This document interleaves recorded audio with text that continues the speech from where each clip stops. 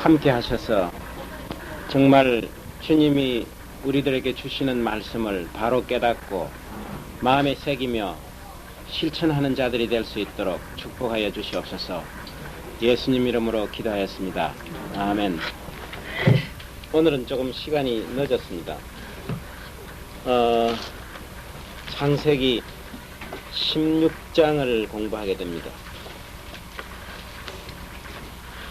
아브라함은 이 창세기 15장에서 정말 하나님을 만나서 그 아브라함에게 주시는 축복에 대한 그런 그 하나님과의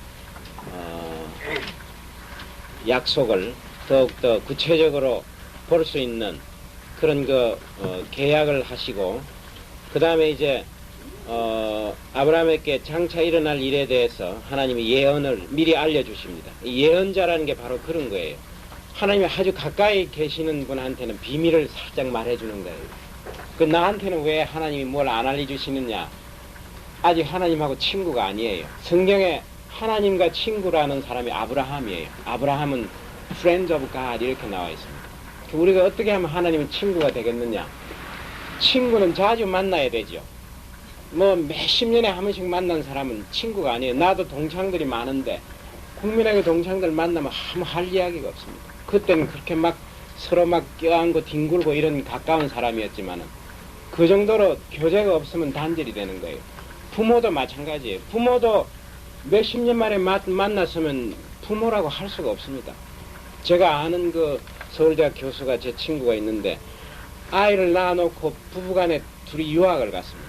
그 자기 시어머니가 이제 그 혼자 사시는 시어머니가 손자는 안 된다 해가 딱 붙들어가지고 유학을 갔는데 십몇 년 만에 돌아왔어요. 보니까 얘는 아버지라 소리도 할 수 없고 엄마라 소리도 못하고 그 엄마가 울면서 내한테 고백을 하더라고요. 이 아들이 먹은 음식은 내가 도저히 먹을 수가 더러워서 못 먹겠다 이거예요. 자기가 낳은 자식인데 키우지 않으면 그렇게 관계가, 지금도 그 아이는 문제가 생기면 할머니한테 가서 언어를 해요. 완전히 그 자식하고 관계가 끊어지는 겁니다. 그래서 우리도 마찬가지입니다. 하나님을 내가 만났다고 했지만은 교제가 하나도 없으면 뭘 언언하고 하나님 우리한테 뭘 어떻게 말씀을 하겠습니까? 그래서 정말 그 아브라함이 이렇게 그 참 이스라엘 백성이 장차 애굽에 가서 430년 동안 종노릇 할 것이고 그런 그 역사적인 비밀을 미리 알려주시고, 그리고 네가 너무 조급하게 모든 약속이 당장 일어날 것을 기다리지 말아라 이겁니다. 적어도 430년 후에 그 땅에 들어갈 거다 이런 거를 가르쳐 주시는 겁니다. 오늘은 창세기 16장을 공부하는데 이 16장에서 21장까지는 주제가 그 상속자예요. 지금 아브라함에게 참 절실한 것은 땅에 대한 그 문제도 있지만 그거보다 더 절실한 것은 상속자를 얻는 겁니다. 왜냐하면 나이가 점점 먹어갈수록 그 약속과 거리가 멀어간다는 것을, 그게 바로 아브라함의 생각입니다. 어디까지나 우리의 그 육신적인 그런 그 메커니즘에 의해서 자식을 가질 것을 기대하기 때문에 시간이 흐르면 흐를수록 그 하나님의 약속이 실현되기 어렵다 하는 그런 생각이 있는 거예요. 그러니까 지금 관심이 어디에 있느냐 하면은 이 상속자에 관한 관심입니다. 그래서 이스마엘이 태어나는 거하고 그 다음에 이제 이삭이 태어나는 거, 그게 이제 16장에서 21장까지 이야기입니다. 아브라함의 아내 사레는 생산치 못하였고 그에게 한 여종이 있으니 애굽 사람이요 이름은 하갈이라. 생산치 못했다. 그러니까 딸을 낳고 뭐 이런 것도 없었습니다. 아예 아이를 낳지 못한 겁니다. 근데 그 한 여종이 있었습니다. 이 여종은 하갈인데 아마 아브라함이 기근을 만나가지고 애굽에 내려가가지고 바로한테 거짓말하고 그 대가로 많은 뭐 이런 짐승이나 물건을 얻고 종도 하나 얻었습니다. 사레의 몸 아마 종으로 다리고 왔습니다. 사레가 아브라함에게 이르되 여호와께서 나의 생산을 허락지 아니하셨으니 원컨대 나의 여종과 동침하라. 사레가 가만히 참 자기 책임이 많다 이런 생각을 자꾸 합니다. 아마 내가 뭔가 something wrong, 뭔가 내가 잘못됐구나 이렇게 생각을 하고 여호와께서 나의 생산을 허락지 아니하셨으니 이렇게 말합니다. 아브라함의 문제가 있는 게 아니라 내가 문제가 있었다 이런 생각으로 원컨대 나의 여종과 동침하라. 여자로서 참 대단한 결단이에요.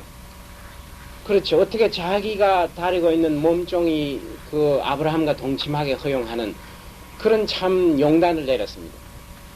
여기에 보면 두 가지 뜻이 있습니다. 이 하나님을 조금 원망하는 표식도 있습니다. 왜 나에게 아기를 주시지 않습니까? 그렇다면 내 몸종을 내가 그러면 동침하게 하겠다. 이렇게 하는 거예요.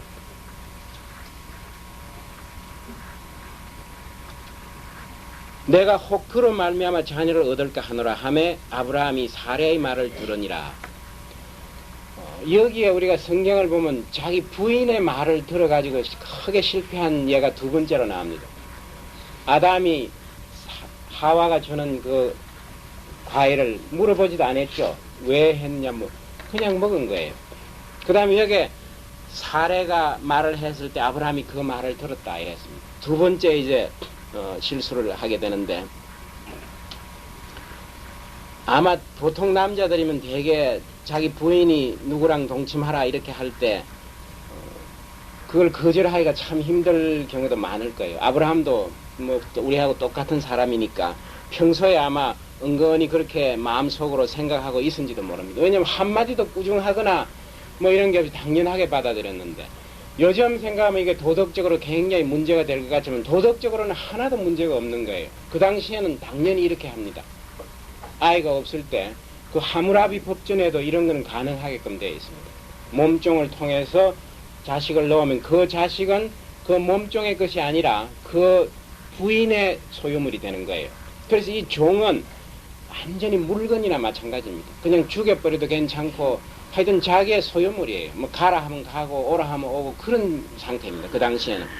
그리고 관습적으로 사회 도덕적으로나 뭐 하나도 잘못이 없습니다. 요즘 그 아랍 국가에서는 부인을 3사람까지 합법적으로 가질 수가 있습니다. 아직도. 그 돈이 있는 사람들은 그 3사람 뭐 그 이상 갖는지는 몰라도 하여튼 법적으로 그렇게 소유할 수가 있는 제도가 아직까지도 내려오고 있습니다.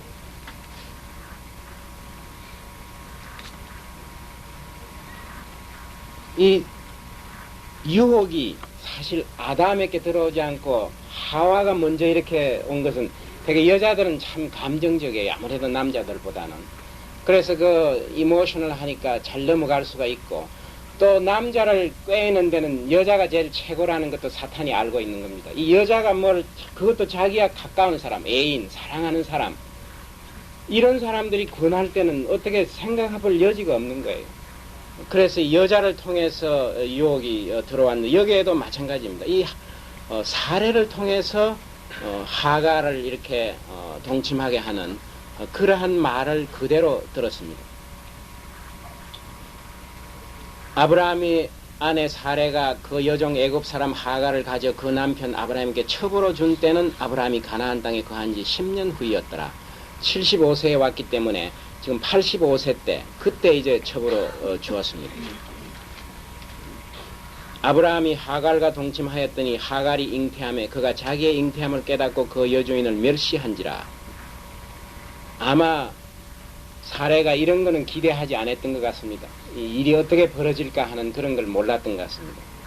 사실 그 종이라는 것은 정말 물건이나 마찬가지였는데, 자기가 아브라함의 그 자식을 뱃속에 갖고 있다는 사실을 깨닫고부터는 이제 사례한테 막 대들기도 하고 사례를 깔보고 말이지. 아마 이런 문제가 당연히 생겼습니다.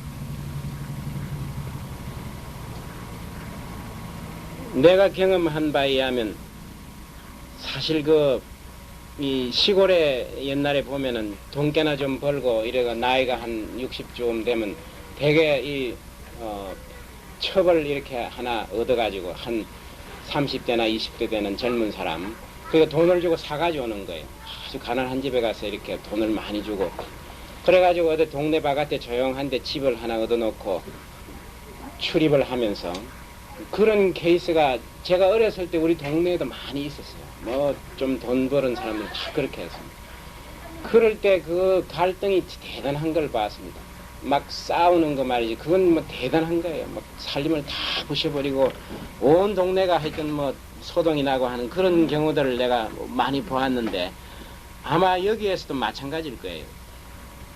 특별히 그 종이 자기의 신분을 깨닫고 잉태했을 때 이 겸손하게 이런 자세를 했으면 모르는데 그걸 우리가 기대하기가 참 어렵습니다.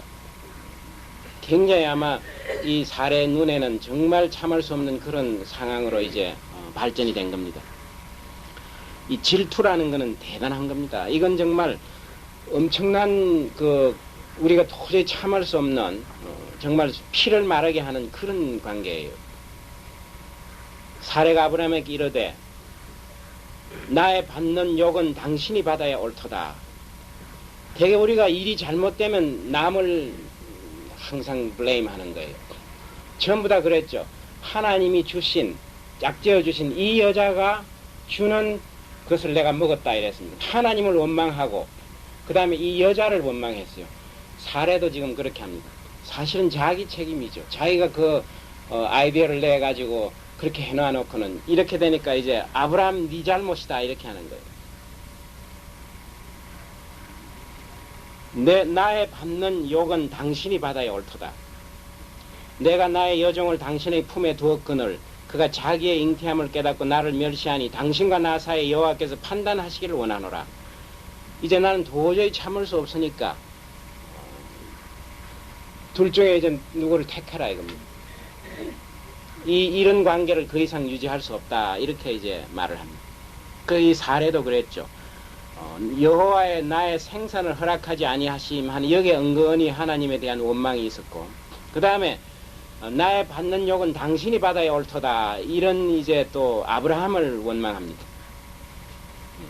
아브라함이 사례에게 이르되 그대의 여종은 그대의 수중에 있으니 그대의 눈에 좋을 대로 하고 그에게 행하라 하매 사례가 하게를 학대하였더니 하갈이 사례의 앞에서 도망하였더라. 아브라함도 생각해보니까 화가 좀 나는 거예요. 그래서 뭐라고 말하느냐 하면 이 종이라는 거는 너의 소유물이다 이거예요. 물건이나 마찬가지이기 때문에 네가 멋대로 행하라 이겁니다. 네 좋을 대로 하라. 여기에 또 아브라함의 또 실패가 있습니다. 가정에 이런 문제가 생겼을 때 아브라함이 믿음으로 이 모든 것을 참 최선으로 해결을 했어야 되는데 화가 난 상태에서는 절대로 좋은 해결책이 안 나옵니다. 그래서 성경에서는 화난 상태에서는 기도도 하지 마라 그래요. 문제를 해결하고 화해를 하고 와서 교회 나오느라 이렇게 말합니다. 그 정도로 우리 인간이 화가 났을 때는 절대로 사람 노릇을 못합니다. 모든 결정이 아주 동물들하고 마찬가지예요. 그래서 아이들이 이렇게 막 이렇게 부모를 그거 할 때 화난 상태로 얼굴을 찌푸려 가지고 막 멱살을 쥐고 이렇게 때리면 그거는 절대로 그 아이들을 다스리는 게 아니에요. 그거는 완전히 폭력 행위입니다. 힘이 세기 때문에 힘이 약한 사람을 그냥 막 폭력하는 거예요. 그래서 우리가 자식들을 훈계할 때 내가 참 미국에서 아주 믿음 좋은 우리 가정을 보았는데 그분이 조금 할 때부터 훈련을 시킵니다. 2살 요럴 때부터도 손님이 있건 없건 간에 잘못하면은 항상 훈련을 시키는데 이렇게 우리가 갔을 때 이 아이가 이 연필을 가지고 벽에다가 칠을 했어요. 그래서 우리가 막 같이 있다가 그 연필을 누가 주었냐 하면 우리 김경래 권사가 준 거예요. 그 연필을 달라 해서 빌려주는 거예요. 그러니까 얼마나 무안하겠어요. 손님이 막 있는데도. 그래서 이렇게 불러가지고 다리고 가서 그걸 보여주면서 이렇게 칠하면 안 된다고 말도 잘 안 통하니까 막 이렇게 하면서 손을 막 때리는 거예요. 이렇게 손을. 그러면서 막 칠하지 말라고. 그래가지고 막 또 이게 껴안아 주는 거예요. 막 이게 키스를 하면서 I love you 하고 막 이렇게 하면서 또 막 손을 또 때리고. 그래가지고 한참 이제 했는데 우리 주연이가 이제 미국에서 이제 한국에 있다가 미국으로 이제 갔어요 그때. 그래가 주연이하고 나이가 비슷한데 그 집에서 초청을 해서 주연이를 다리고 이제 싹 가니까 그 아이가 처음 만났어요 주연이하고는. 주연이는 막 한국 영어는 한마디도 모를 때니까 막 끌고 벽으로 가는 거예요. 가가지고 그걸 보여주면서 이렇게 가르쳐 주는 거예요. 여기 칠하면 이렇게 맞는다고. 그러니까 그렇게 가르치는 거예요. 막 우리나라 사는 것 같으면 사람 보는 데서 나면 그대로 두고 또 지나면 잊어버리고 그냥 그대로 계속 강칠 벽에 칠하고 했을 텐데 철저하게 가르치고 이 시장 같은 데도 보면은 벌 쓰는 아이들이 참 많아요. 그로서리 스토어에 가면은 사람들 많죠. 거기도 막 군데군데 아이들이 이렇게 벌 쓰고 있어요. 그럼 뭐 하는 거냐면 갈 때 약속을 하는 거예요. 네가 절대 이런 거 물건 요거 손대면 안 된다. 이런 약속을 했는데 가서 만지면은 그게 약속한 그대로 하는 거예요. 이 궁둥이를 까가지고 거기에서도 이렇게 탁탁 때리는 거예요. 몇 대씩. 그러니까 규율이 얼마나 잘 잡혀있는. 미국 사람들은 교회에서 예배 드릴 때 어린아이들하고 같은 가족이 다 앉아서 예배 드립니다. 그런데 그 아이들이 말을 알아듣겠어요? 뭘 하겠어요? 한마디도 안 떠들어요. 조용하게 있는 겁니다. 그 훈련 때문에 미국이 질서가 있는 거예요. 우리나라 대학생들이 데모하고 질서 하나도 없는 이유가 어디에 있는 줄 압니까? 집에서 안 가르쳤기 때문에. 규율이 하나도 없어요. 아버지가 하는 말, 어머니가 하는 말 그거 안 들어도 좋다. 그저 참고로 하지 위반해도 좋다 이런 생각이 있으니까 사회에 나가서 하나도 안 되는 거예요. 그래서 이런 트레이닝 하실 때 여러분들이 참 아이들을 그대로 내버려 두면 안 됩니다. 지금 교회 한번 보십시오. 여기 막 공치기 하는 놈도 있고 말이지. 엉망진창이에요. 다방에 그게 참 어른들 이야기하게끔 장소를 만들었는데 아이들이 100m 달리기 하듯이 골 사이로 왔다 갔다 해도 부모들이 가만히 보고 있는 거예요. 그걸 조금 참 이렇게 하면 오히려 우리를 야단치는 거예요. 이 아이들의 자유를 구속한다 이거. 교회 안에서 그런 거는 자유가 아니에요. 그건 그 아이를 위해서 얼마나 불행한지 모르겠어요. 그런 아이들이 대학에 들어오면 교수 말이고 아무 말도 안 듣고 지 하고 싶은 대로 하는 거예요. 정말 그 아이를 불행하게 하는 겁니다. 그래서 우리 크리스찬들은 성경을 잘 연구를 해가지고 사실 하나님이 우리로 하여금 어떻게 살게 하는가 이걸 깨달아야 하는 겁니다. 복음은 간단하죠. 사도신경 그거 다 외운 그게 복음이에요. 그걸 믿으면 이제 우리는 천국으로 가는데 그것으로서 우리가 하나님의 자녀로서 도저히 안 됩니다. 정말 모든 문제를 잘 해결해야 되는데 여기 아브라함이 왜 실패했느냐? 화가 나서 결정한 겁니다. 생각해보면 자기도 억울하거든요. 내가 말이지 하가를 언제 달라 했느냐? 네가 자청해서 주워가지고 무슨 소리냐고 말이지. 그러면서 은근히 사례들어 자식도 못 낳는 네가 무슨 큰 소리 하느냐 이런 마음까지도 생겨서 그렇게 사람이면 다 그렇게 화가 나면 그런 마음이 생깁니다. 그래서 어떤 해결을 하느냐 하면 네 마음대로 해버리라 이거예요. 이것처럼 무책임한 게 없습니다. 우리도 그런 일을 많이 하죠. 집에서 막 싸우다가 나오면서 네 멋대로 해라 하고 나오는 거예요. 그러면서 사실은 멋대로 하면 안 되는 거예요. 자기가 원하는 대로 하기를 원하면서도 네 멋대로 하고 해라 하고 집을 나가는데 그런 무책임한 일을 아브라함이 하는 겁니다. 그래서 결과가 어떻게 됩니까? 사례가 하가를 학대하였더니 이제 남편의 동의를 얻었습니다. 이제는 막 그냥 본격적으로 아마 막 지어받기도 하고 짐승처럼 취급하니까 뭐 그냥 몽둥이를 쳐도 괜찮은 거예요. 하갈이 사례 앞에서 도망하였더라. 얼마나 참기 어려웠으면 도망가겠습니까? 막 그냥 도망가 버리는 거예요. 여호와의 사자가 광야의 샘곁 곧 술길 샘물 곁에서 그를 만나. 여기에서 우리가 이 하갈이 낳은 이 이스마엘이 있죠. 이스마엘이 아랍 민족의 조상이 됩니다. 아랍 민족의 조상이 됩니다. 아랍 사람들이 이걸 읽어보면 화해가 되겠습니까? 이스라엘 백성하고. 정말 이를 뽀득뽀득 할 거예요.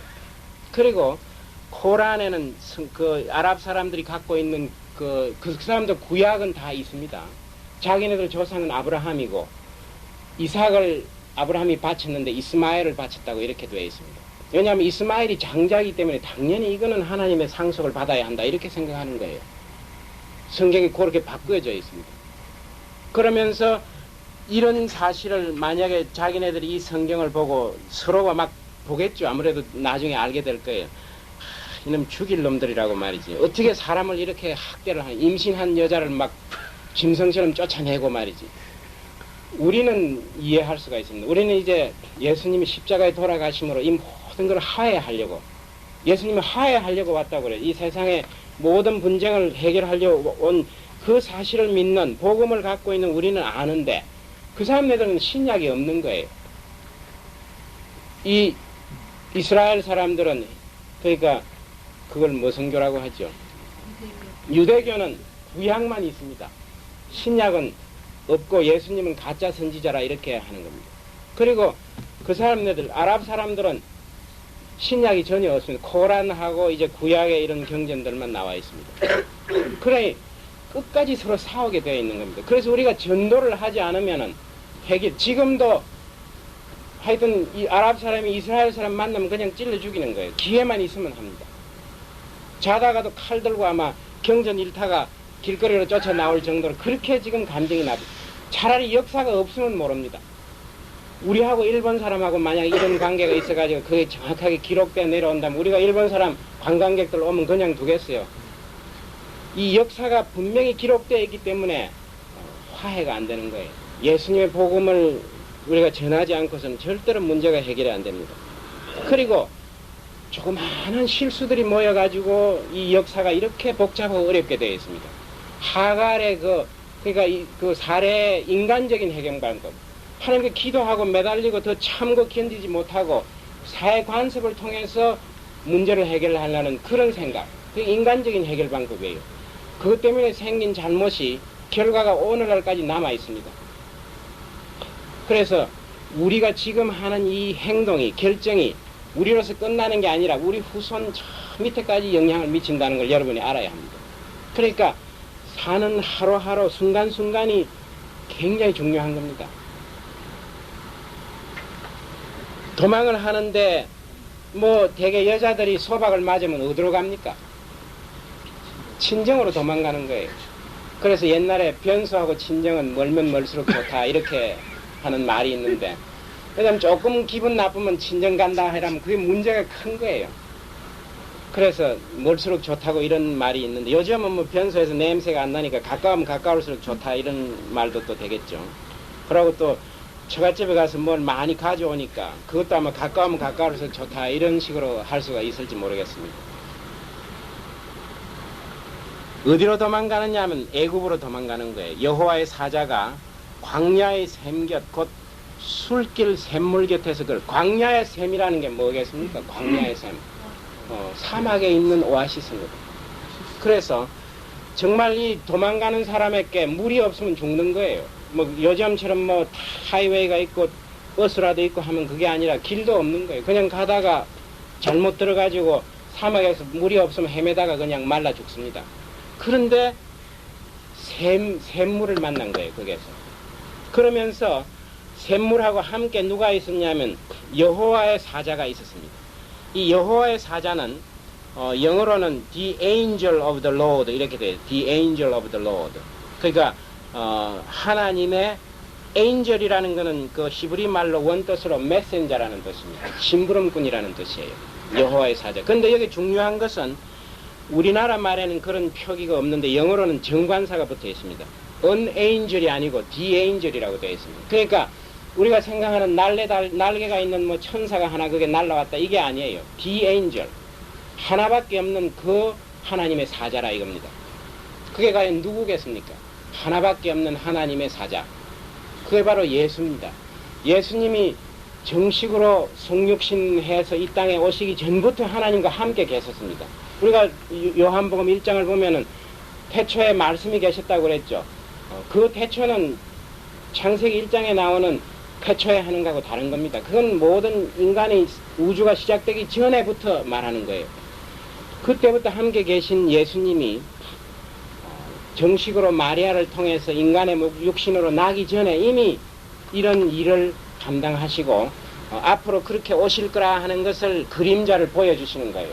이 구약은 사실 장차 오실 예수님의 그 그림자를 군데군데 이렇게 보여주는, 그러니까 맛배기나 마찬가지입니다. 영화로 치면은 진짜 예수님이 이제 본영하고 그 전에 이제 그림자처럼 이렇게 나타나시는데 이때 예수님이 나타났습니다. 참 놀라운 일입니다. 최초로 예수님을 만난 사람은 뭐 아브라함의 후손이고 유대인도 아니고 이 소박 맞아가지고 학대당하면서 쫓겨가는 하갈이 처음 만난 거예요. 하갈이 만났습니다. 여호와의 사자가 광야의 샘곁 곧 술길 샘곁에서 그를 만나 가로되 사례의 여종 하갈아 네가 어디서 왔으며 어디로 가느냐. 이 사람은 보통 사람이 아니에요. 사례의 여종 하갈아 이렇게 묻습니다. 하갈에게 자기의 신분을 알려줍니다. 너는 사례의 종이 아니었느냐 이거예요. 그러면서 어디서 왔으며 어디로 가느냐 이겁니다. 이 말은 회개하라는 뜻이에요. 네가 지금 네 신분을 깨닫고 너는 종이 아니었느냐 이겁니다. 지금 네가 어떤 위치에 있으며 네가 도대체 어디로 도망가려고 하느냐 이겁니다. 그러니까 나는 나의 여주인 사례를 피하여 도망하나이다 이렇게 답을 합니다. 여호와의 사자가 그에게 이르되 네 여주인에게로 돌아가서 그 수하에 복종하라. 하나님은 문제를 이렇게 해결합니다.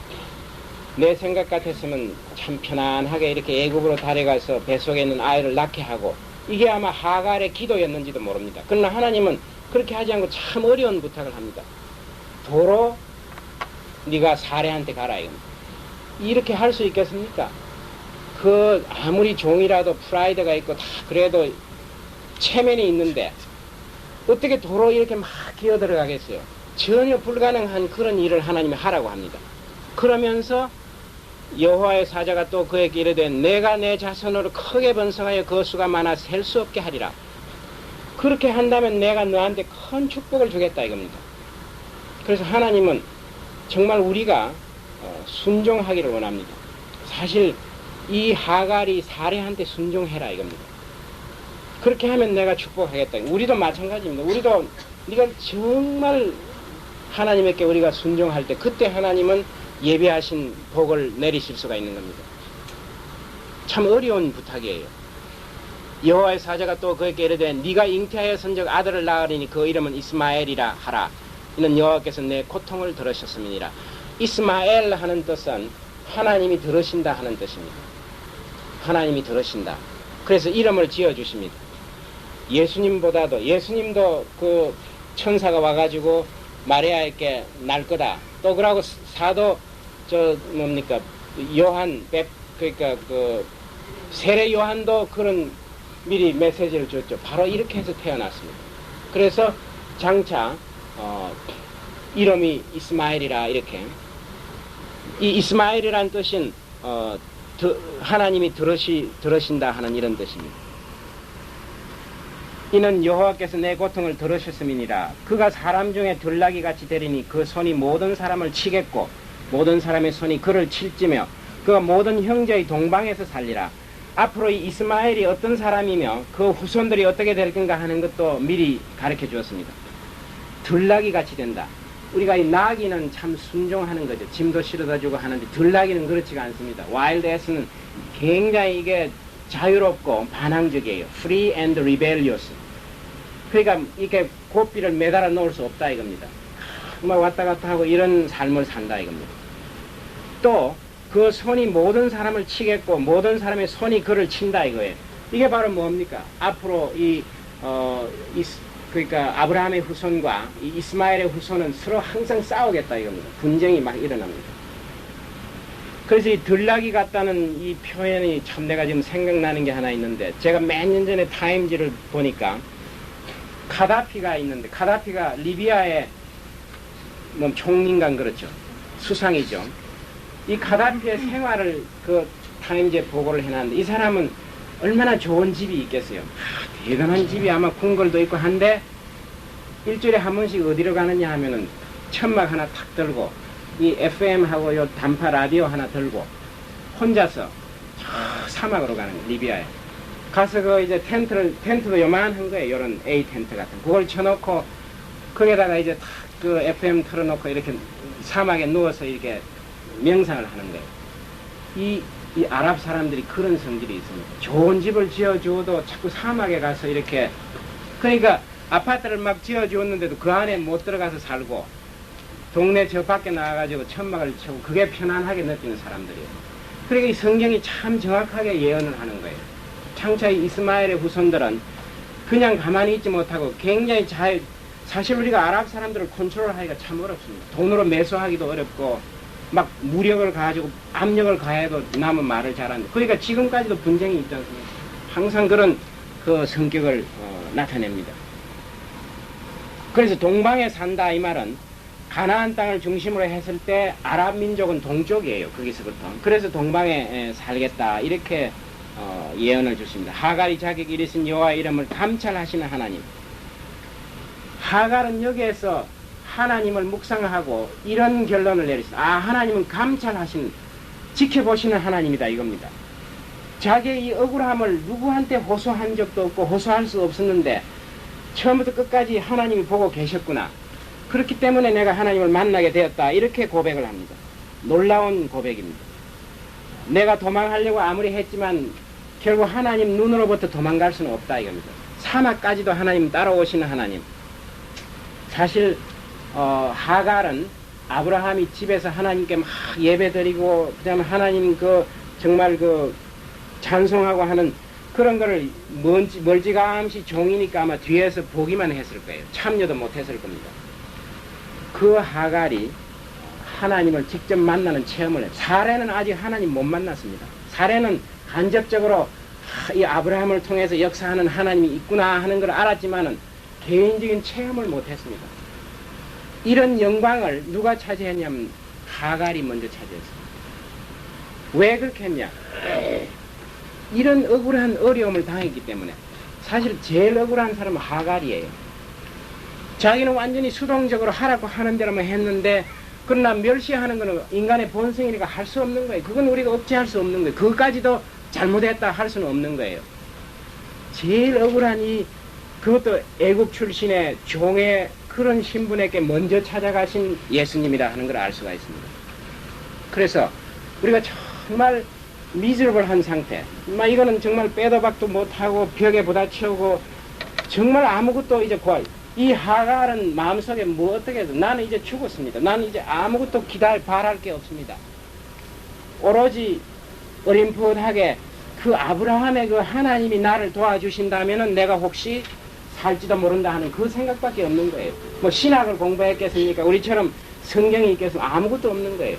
막연하게 그 아브라함이 매일 기도하고 참 그 어려울 때 그 하나님께 요구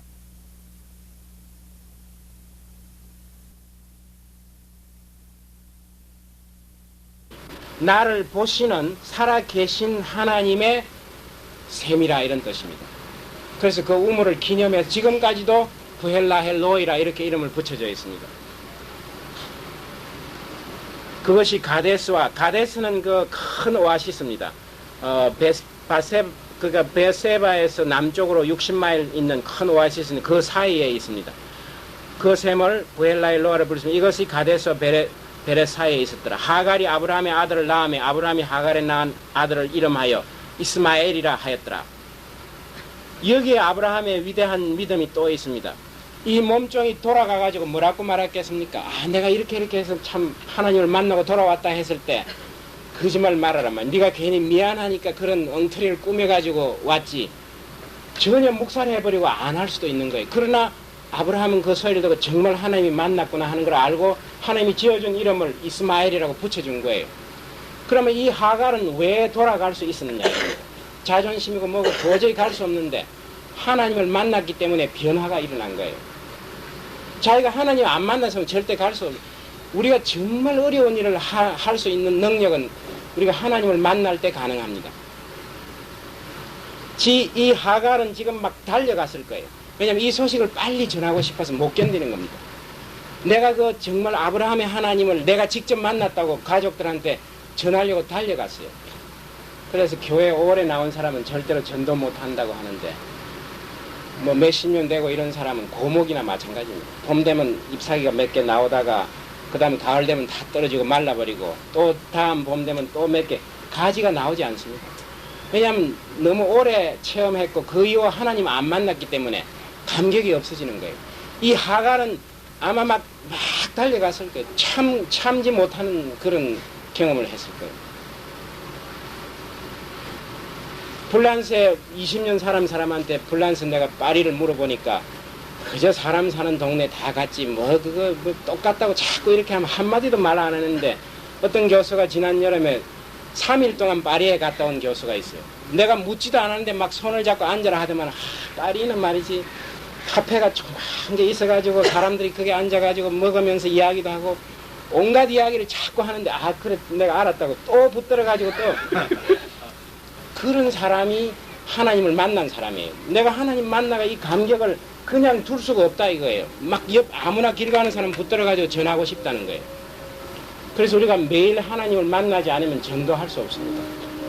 그 고목에 잎사귀가 나다가 시들어지고 나다가 그대로 있는데, 그러나 그 고목은 고목대로 또 역할이 있습니다. 어젓하게 이렇게 참 믿음의 사람으로서 바르게 삶으로써 저 사람 입을 통해서 전도는 안 하지만은 나도 저 사람처럼 살면 좋겠다 하는 간접적인 전도는 될 수가 있는 거예요.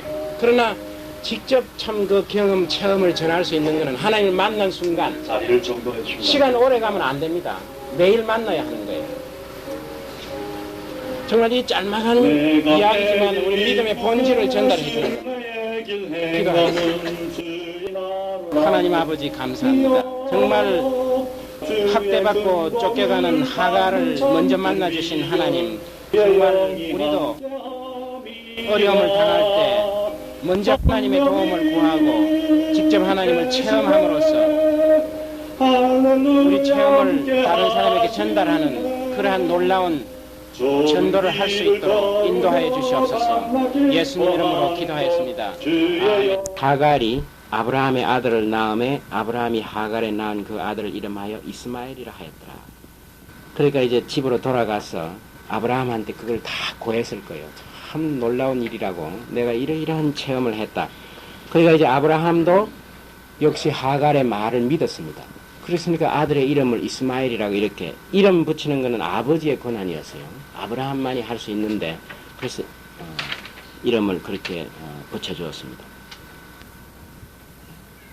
그래서 우리가 어떤 어려움에 처해 있을 때 그걸 참 하나님이 이 어려움을 통해서 나에게 큰 체험을 주시고 하나님께 더욱더 가까이 가게 하시려나 보다 하고 하나님의 뜻을 구하면은 그게 참 옳은 거고, 우리가 어려움을 막 원망하고 말이지, 내가 교회 나갔더니 왜 이렇게 어려움을 주느냐, 그게 아주 기회인 걸 모르는 수가 참 많습니다.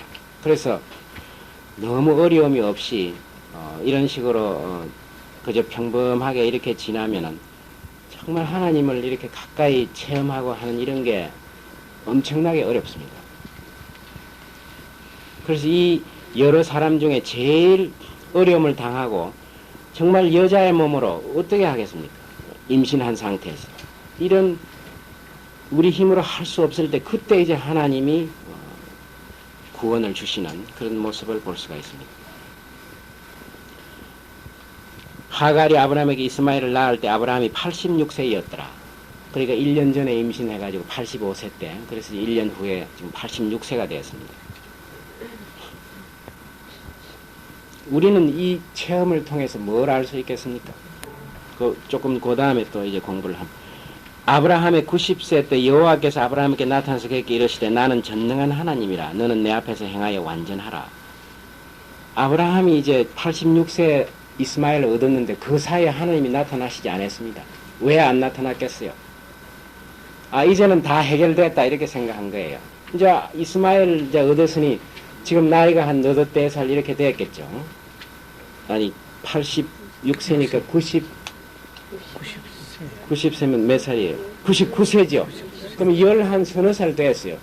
그 사이에 재롱을 떨고 얼마나 귀엽겠어요. 그거 정말 불가능했다고 생각했는데 아들을 하나 주었으니까. 그러니까 이제 아브라함이 완전히 그 이스마엘에 빠져가지고 하나님이 있고 없고 이런 거 다 이제 잊어버렸습니다. 그때 갑자기 어떻게 나타나냐면 99세에 나타나서 나는 전능하신 하나님이라 이렇게 고백을 합니다. 하나님이 자기를 소개합니다. 네가 안 된다고 생각했지. 그러나 나는 전능하다. 이게 무엇이든지 할 수 있는 하나님이다 이거예요. 이 전능하신 하나님이라는 것을 엘 샤다이라 이렇게 말합니다. 엘 샤다이. 근데 이 엘은 갓이라는 뜻이고 샤다이라는 말이 정확하게 우리가 무슨 말인지는 잘 모릅니다. 그러나 대개 우리 추측컨대 그 70인역에 보면은 Almighty God 이렇게 해놨어요. Almighty God. Almighty라는 거는 정말 무지하게 힘이 세다. 이거 무엇든지 할 수 있다 이런 뜻이에요. 그리고 또 이 샤다이라는 그 셈족의 언어에 의하면 산이라는 뜻도 있습니다. 그래서 하여튼 힘이 있는 것을 나타내는 것 같아요. 우리가 산을 쳐다볼 때 정말 그 아주 웅장하고 힘이 있게 보이죠.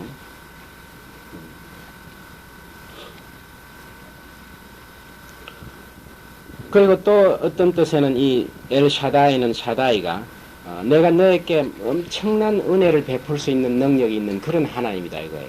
내가 정말 너한테 막 은혜를 쏟아 부을 수 있다 이런 뜻으로. 하여튼 우리가 전능하고 아주 뭐든지 가능한 하나님이라 내 앞에서 행하여 완전하라. 행하다 하는 것은 걸으라 이거예요. 영어로 보면 우리가 행동한다는 게 아니고 걷는다는 거예요. 보통 우리가 걷는다 하는 것을 우리가 생활을 나타내죠. 완전하라. 이 완전하라는 것은 뭐 도덕적으로 율법적으로 네가 흠이 없어라 이런 뜻이 아니고 사실은 완전하라 이 뜻이 무슨 말이냐면은 나에게 관계에 있어서 완전히 복종하라 이런 뜻이에요. 네가 뭐 내 앞에서 올바르게 행하라 이게 아니라 하나님이 원하는 건 항상 내가 이 전능한 하나님이고 내가 너를 만들었다는 이 사실, 내가 창조주고 너는 피조물이라는 이 관계를 네가 분명히 깨달아라. 완전히 우리가 하나님 앞에서 행한다 하는 표현에 보면은 어떤 사람이 지금까지 나왔냐 하면은 에녹이 어땠습니까? 하나님과 동행했죠. 같이 걸어갔습니다. 그리고 노아가 그런 사람이었죠. 여기서 아브라함에게 원하는 것은 먼저 네가 나를 완전히 신뢰하라 이거예요. 그러면 내가 기적을 베풀어 주겠다 이겁니다. 지금까지 아브라함은 한 번도 제대로 자기 후손이 사라의 몸을 통해서 대를 이을 거를 듣기는 듣고 생각은 했지만은 꼭 그렇게 되리라고 한 번도 믿지를 않은 거예요. 그러니까 온갖 이런 일을 했죠. 그런데 네가 일단 내 앞에서 나를 완전히 신뢰하라. 그러면 내가 전능한 하나님이 되겠다 이겁니다. 내가 정말 너를 통해서 기적을 베풀겠다 이겁니다.